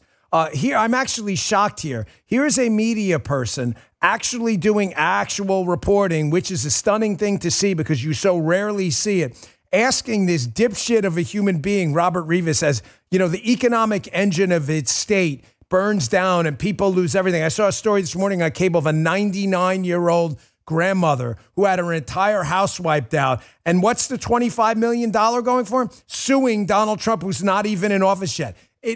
Folks, I can't even tell you the depravity of the scum running the state of California. Here's a reporter asking this guy questions like, hey, bro, the state's kind of burning down right now. Maybe we should have some different priorities than a special session about Trump. Watch this dipshit. He can't even answer the question. Check this out. I could take a couple of questions. I do have to jump on a call here in a few minutes. With that, with what you just mentioned and kicked off here, is now the right time to have a special legislative session on allocating money to fight Trump in a way that you could already do without a special legislative session? So I'm here to address these wildfires. This is a historic wildfire. This is a historic event. These wildfires, as I mentioned, are going to be quite possibly some of the worst wildfires and disasters in state and national history. While this wildfire is happening, and while people are trying to understand what's going on and are worried about disaster relief, worried about the ability to get homeowners insurance, your chamber gavelled into a special legislative session to prepare for Donald Trump in a way that you are already able to do without a special legislative session. So again, is now the right time for that? So certainly our focus right now is Speaker Ashley. At this moment, my colleagues and I, we are acting with great urgency. Folks, I don't know this media person at all, but Justin brought up a good point. My guess is either she's been personally affected or someone she knows has, or someone she knows someone who's had the tragic situation, like I did early in my life, of a house burning down where everything you ever had is destroyed and you won't even figure it out till later in life and you need something that burned. When it becomes personal liberalism, the gaslighting is harder. You cannot isolate people from the truth and censor them from hearing about how masks don't do shit when their house is burning down. Understand, the governor and the liberal mayor of Los Angeles, Karen Bass and Gavin Newsom, they have sold you on a vision, correct? Give us half of your money. The government can solve your problems, and we will fix the big things for you. Ladies and gentlemen, not only they can't do the little things, they can't do the big things. Santa Ana winds have been there forever. I was reading a story the other day about how in the mid-1500s, explorers first saw the bay and the areas over there, and they called it the Bay of Smoke because lightning would strike and these Santa Ana winds would stir up wildfires. This has been happening forever. And the bullshit government, which has stolen your money, has done jack squat except protect the smelt.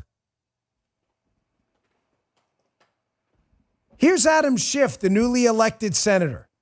Here he is on TV.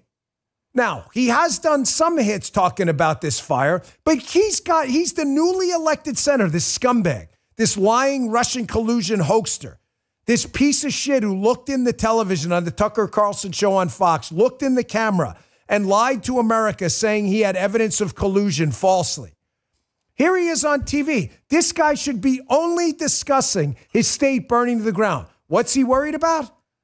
Calling Donald Trump a convicted felon. That's who this piece of shit is. Check this out. And, what I had been hoping is that the judge would sentence the president to whatever any other similarly situated felon would receive by way of sentence. Now, that did not happen, and it didn't happen for a reason that the judge properly articulated, which is this man, this now convicted felon, is going to be the president of the United States. Of course, this goes on forever, him talking about convicted felon. Ladies and gentlemen, you should embrace it. Donald Trump is a political prisoner. He has been for a long time. Just because he's not in jail doesn't mean he isn't a prisoner of the mechanism of the state. He has been. And now we're going to dismantle it. What did I tell you on Friday the goal is? Does anybody remember? It was 3 words. The goal moving forward, don't ever forget this, is total personnel warfare from this point on. Total personnel warfare. Total. Everybody gets fired. You touched it, you sniffed it, you were anywhere near an anti-Trump weaponized government conspiracy theory, or you did nothing and sat by. Everyone gets fired. Total personnel warfare going forward. I love it. Just John Fund. Maybe, who knows? Maybe I can appoint people. He seems to think I have the power to appoint all these people. They haven't even contacted me about something I've offered. I'm the only guy in radio and podcasting telling you how little I know these people. Do I not? Everybody else is out there bragging. Look at me, man. Trump's my right-hand guy. Man. I'm the only one telling you he's not my right-hand guy. I've spoken to him maybe 5 or 6 times. We had dinner once in Bedminster. He doesn't call me for shit. You know how many times he's called me since the election? Take a guess. Justin, any idea? It's a freaking 0. What about J.D. Vance? He's definitely... No! 0. They don't need to call me. What do they need to call me for? I'm the only guy telling you the truth. John Fund seems to think me and him are on the phone every day strategizing. It's the reason I don't go to all this shit. You notice you don't see me at Mar-a-Lago, do you? I'm happy to go. I don't go.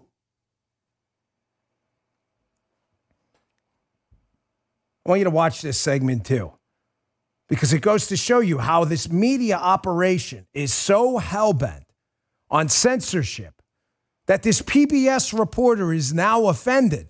PBS, which gets government funds, by the way, and I hope that changes under Donald Trump.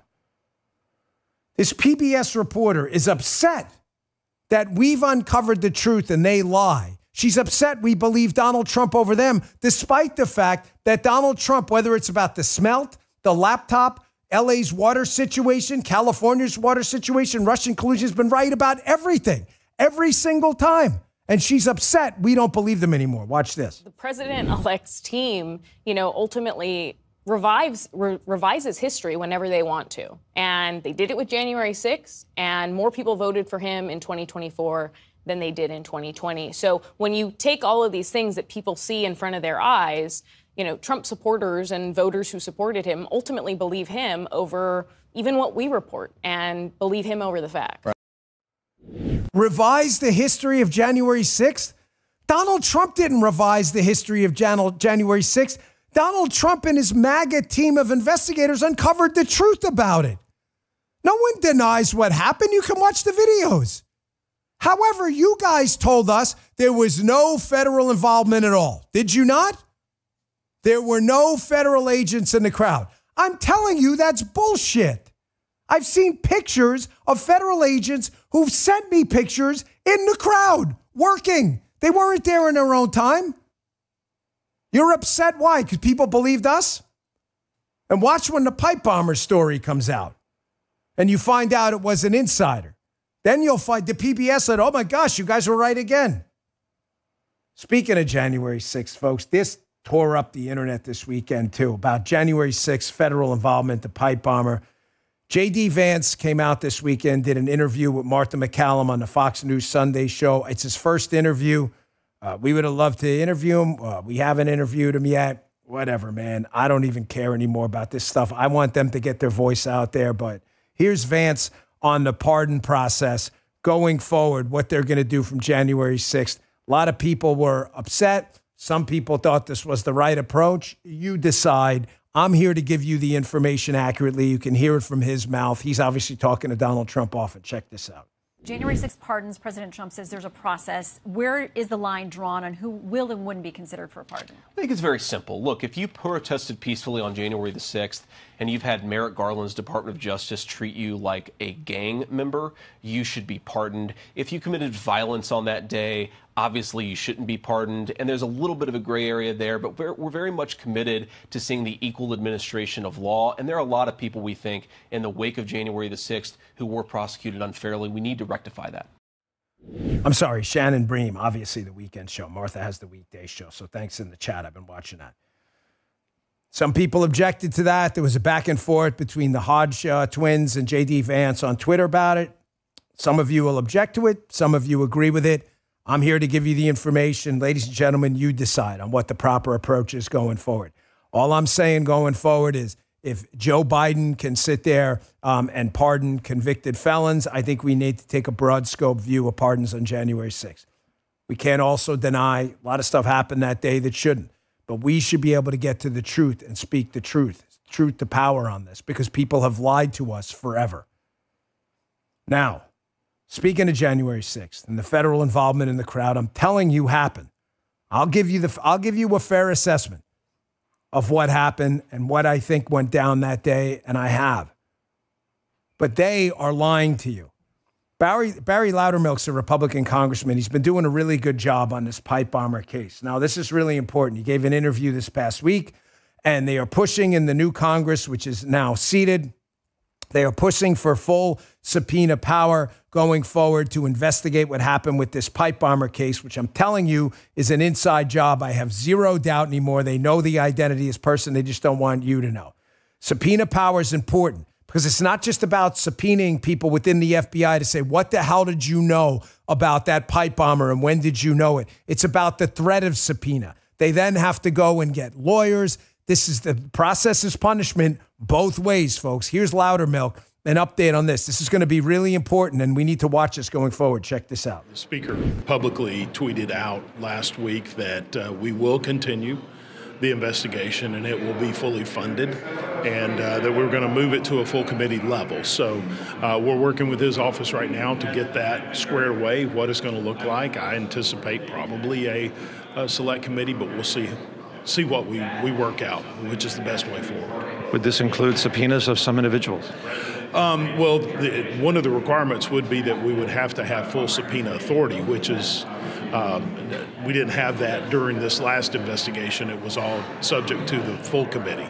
And so this would actually give us the ability to issue subpoenas directly, which I think opens the door to getting more information because it's the threat of subpoena that is actually more powerful than the subpoena itself. Folks, what Barry Loudermilk is saying is 100% accurate. Once the threat of subpoena, hey, you guys can testify, you're going to get a subpoena, you can no longer ignore.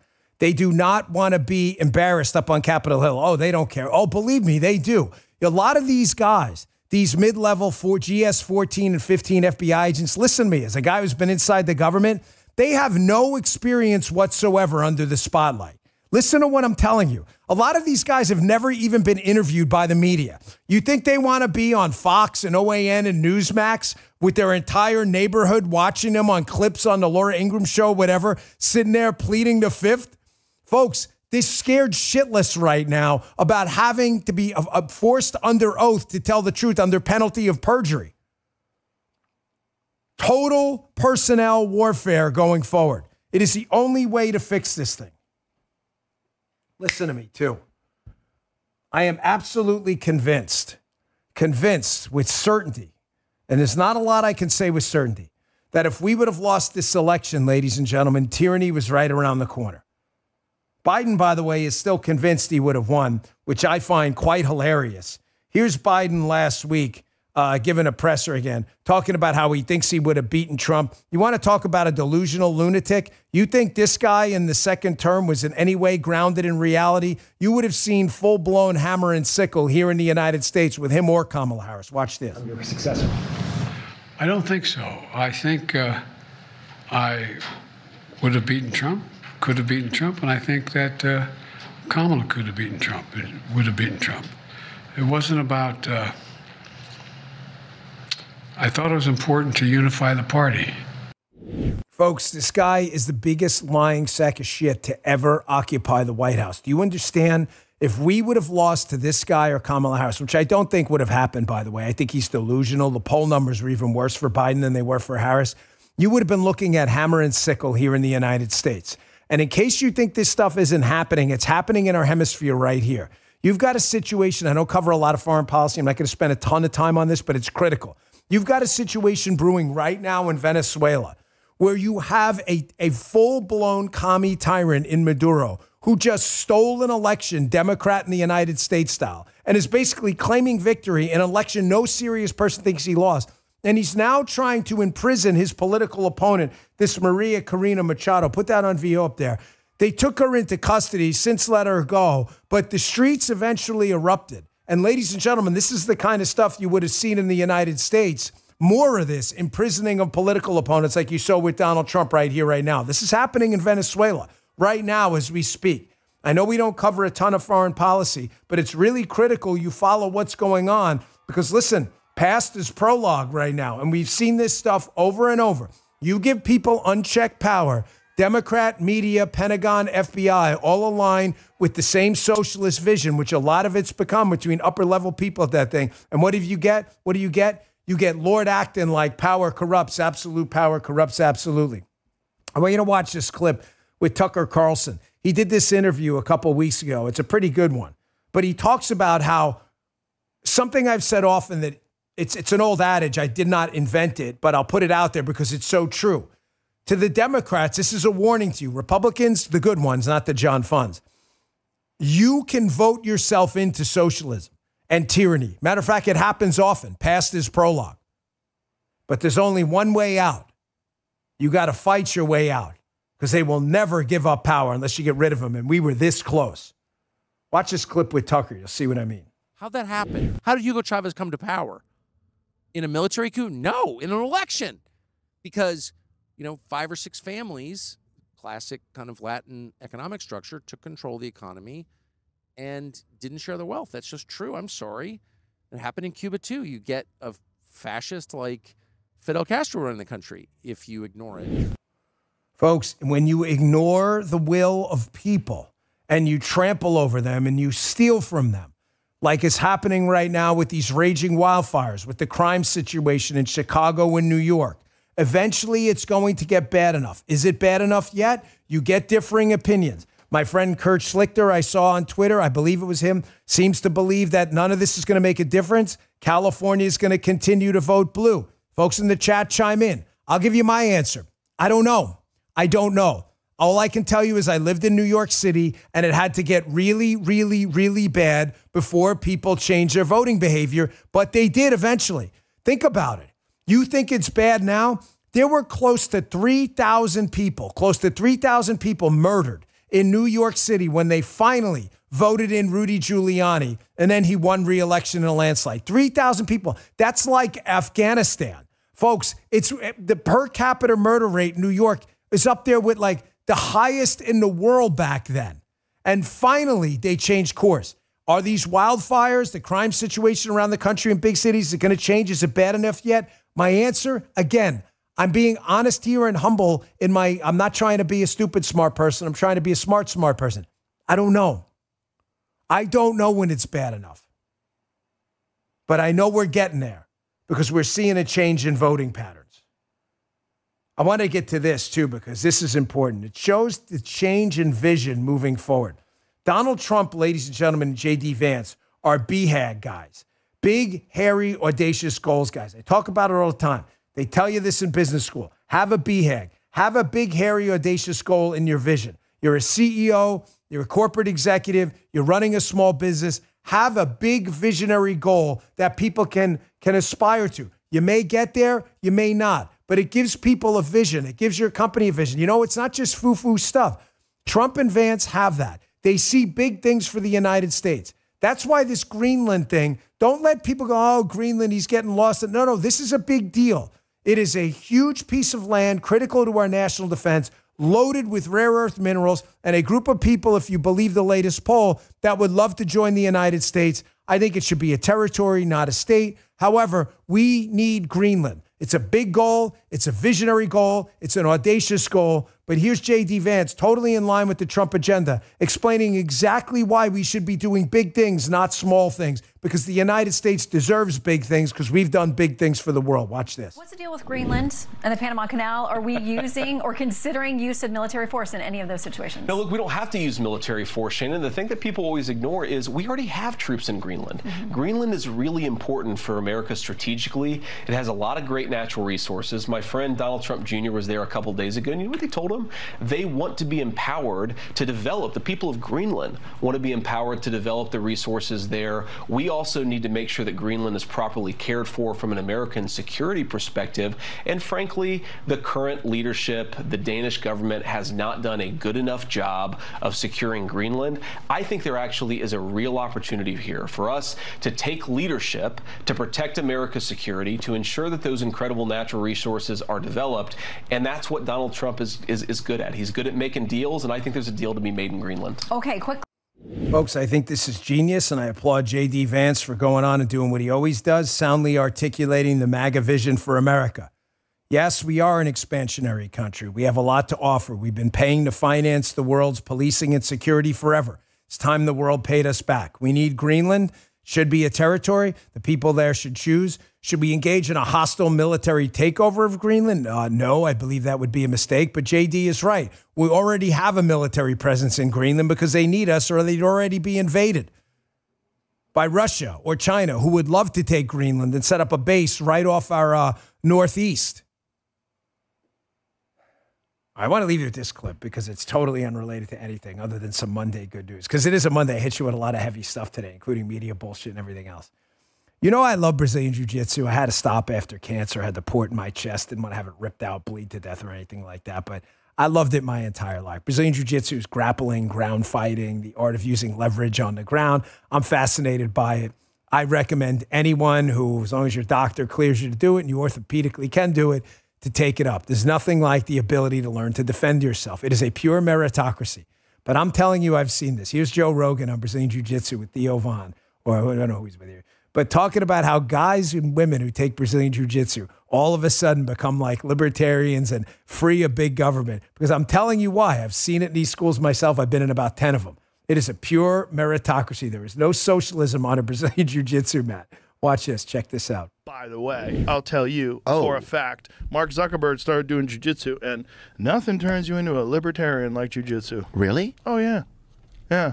Nothing turns you into a person who, like, really values hard work and discipline and struggle like jiu-jitsu. Huh.